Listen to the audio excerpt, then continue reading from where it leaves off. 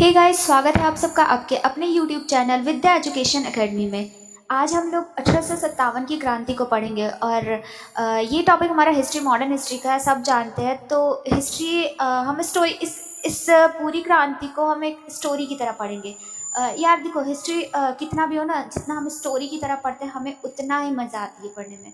ठीक है, तो ये जो 1857 की क्रांति थी, ये हमारा फर्स्ट वॉर ऑफ इंडिपेंडेंस, जो हमारे महान इतिहासकार थे वीडी सावरकर जी, इन्होंने इसे फर्स्ट वॉर ऑफ इंडिपेंडेंस मतलब भारत की का प्रथम स्वतंत्रता संग्राम कहा था। तो ये जो वॉर होती है ये हमारे हिस्ट्री के, हमारे इतिहास की एक स्वतंत्रता के लिए बहुत ही बड़ी वॉर होती है। ये वॉर जो होती है ना, ये हम सब जानते हैं कि ये हमारे 1857 का वॉर अंग्रेजों के खिलाफ होता है। तो थोड़ा सा बैकग्राउंड देखते हैं कि अंग्रेज आते कब हैं, कैसे आते हैं, फिर ये आखिर ये जो इतना बड़ा विद्रोह होता है ये पनपता कैसे है। तो 1600 में भारत में अंग्रेज आए और उन्होंने ईस्ट इंडिया कंपनी का इस्टेब्लिशमेंट किया। वो आए तो थे यहाँ पे व्यापार करने के लिए, लेकिन वो धीरे धीरे उन्होंने अपना मनी चेंज कर लिया। व्यापार करते करते उन्होंने हमारे पर शासन करना स्टार्ट कर दिया।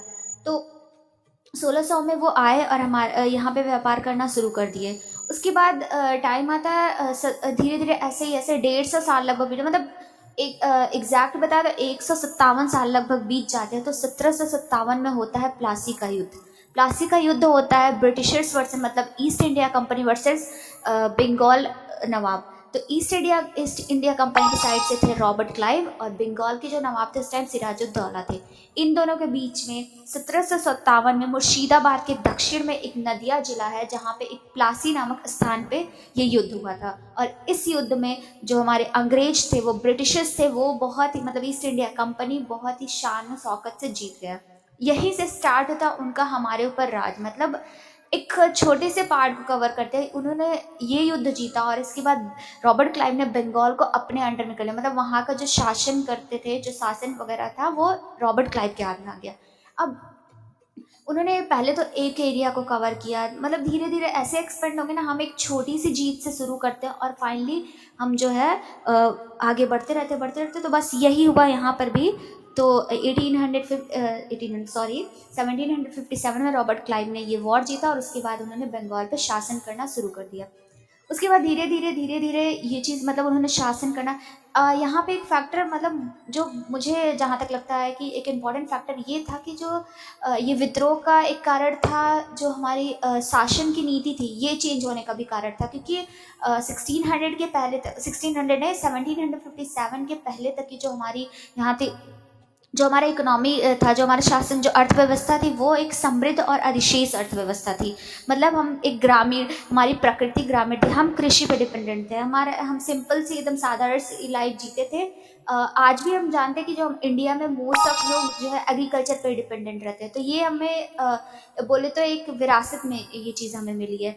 उसके बाद जो हम लोग धीरे धीरे मतलब आगे बढ़ते हैं और फिर हमारी ये अर्थव्यवस्था जब 1757 में रॉबर्ट क्लाइव आते हैं, तो वो ये अर्थव्यवस्था जो है पूरी की पूरी तरीके से चेंज कर देते हैं और स्टार्टअप होता है औपनिवेशिक राज का। मतलब वो हमारे यहाँ कॉलोनियल सिस्टम ला देते हैं। फिर ये जो कॉलोनियल सिस्टम की नीति थी ना, ये हमें नहीं भाती थी, क्योंकि हम एक सिंपल अर्थव्यवस्था पर डिपेंडेंट है। हम एक सिंपल से कृषि खेती करते थे और खाते पीते थे, अपनी जीविका चलाते थे। और इन्होंने ला दिया कॉलोनियल टाइम। तो ये भी इनकी जो नीतियाँ थी, ये नीतियाँ हमारे, ऑब्वियस सी बात है, वो थे ब्रिटिशर्स, हम उन्हें करना था हम पे राज, तो हमारे पक्ष में तो उनकी नीतियाँ रहेंगी नहीं।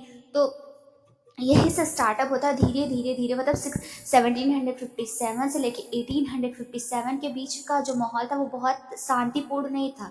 मतलब बीच बीच में बहुत सारी वॉर्स हुई हैं, छोटे छोटे विद्रोह हुए हैं, जो कि बहुत बड़ी तरीके, जिनको दबा दिया जाता था क्योंकि कोई सुनता नहीं था। और यहाँ के जो मतलब जो रईस लोग थे वो भी अंग्रेजों की चमचागिरी करते थे। तो रईस लोग ही जब चमचागिरी करेंगे तो छोटे मोटे लोगों के वॉर को तो दबा ही दिया जाएगा। तो 1757 से लेके 1857 के बीच बहुत सारी वॉर हुई, जैसे कि राजनीतिक हिंसा हुई, धार्मिक हिंसा हुई, जनजाति के विद्रोह हुए, किसान विद्रोह हुआ, दंगे हुए, बहुत ही नागरिक और गैर सैनिक विद्रोह हुआ। उसके बाद टाइम आता है 1857 का। तो 1857 का जो वॉर होता है, इसके जो कुछ मुख्य कारण होते हैं वो होते हैं आर्थिक कारण। पहला तो आर्थिक कारण है, दूसरा धार्मिक कारण है, तीसरा राजनीतिक कारण है, चौथा सैनिक कारण है, और पांचवा हमारा जो है वो सामाजिक कारण है। ठीक है। तो आज हम लोग इस वीडियो में हम लोग आर्थिक कारण को देखेंगे। जो आर्थिक कारण था ये था कि हमारा जो पूरा सिस्टम चाहिए, मैंने आपको पहले बताया कि हमारी इकोनॉमी कैसे चेंज हुई। फिर जो ब्रिटिशर्स थे, ये हमारे यहाँ के सारे उद्योग, जितने भी हमारे उद्योग सिस्टम था, मतलब हमारे यहाँ के उद्योगों को पूरा ख़त्म कर दिया। और हमारे यहाँ जो श्रमिक थे उनको बहुत सारा काम करवाते थे, लेकिन उनकी जो वेजेस थे, उनको उनका श्रम का जो पैसा था वो नहीं मिलता था पूरे तरीके से। तो ऑब्वियस सी बात है यार, आप हमसे इतना काम भी करवाओगे और हमें आप जो है हमारे हिस्से का भी कुछ नहीं दोगे तो हमें तो बुरा लगेगा ही, तो विद्रोह तो करेंगे ही हम। और आर्थिक कारण यही था हमारा कि जो है धीरे धीरे इन्होंने यहाँ की जितनी भी उद्योग थी, मतलब भारत की जितनी भी उद्योग थी उसको ये लोग ख़त्म करना स्टार्ट कर दिए। हमारे यहाँ के सिस्टम को मतलब एकदम, बस हमारे यहाँ के जो रॉ मटेरियल्स थे उनको यहाँ से ले जाते थे, वहाँ पे अपने यहाँ जो है ये लोग इसको अच्छे से उसका रिपेयर, मतलब अच्छे से बनाते थे अच्छी अच्छी चीज़ें। उसके बाद ये वही चीज़ हमारे यहाँ का ही चीज़ ले जाकर अपने यहाँ पे अच्छे से बना के उसके बाद ढेर सारा कर लगा के हमारे यहाँ बेचते थे। और इसी कारण जो भारत की जो आर्थिक सिस्टम थी, जो इकोनॉमी थी, वो धीरे धीरे एकदम ठप होती गई। छोटी छोटी जो मतलब उद्योग की थी उसे भी खत्म कर दिया गया।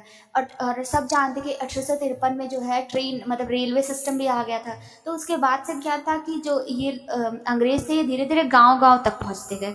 और उसके बाद ये लोग गांव पहुंचते गए, वहाँ की भी जो हमारा सिस्टम था उसे भी हटा दिया। 1813 में एक नीति आई थी, नीति मुझे प्रॉपर्ली याद नहीं आ रहा, लेकिन उस नीति में यही था कि जो वहाँ पे वो लोग ले जाते थे, वहाँ पे कम कर लगा के हमारे इंडिया में निर्यात करते थे, वो चीज़ लाते थे और हमारे इंडियन से ही लूटते थे। मतलब हमारी चीज़ ले जा रहे हैं, थोड़ा सा मेंटेन करके बना दे रहे हैं, उसके बाद हमें ही महंगे दामों में बेचते थे।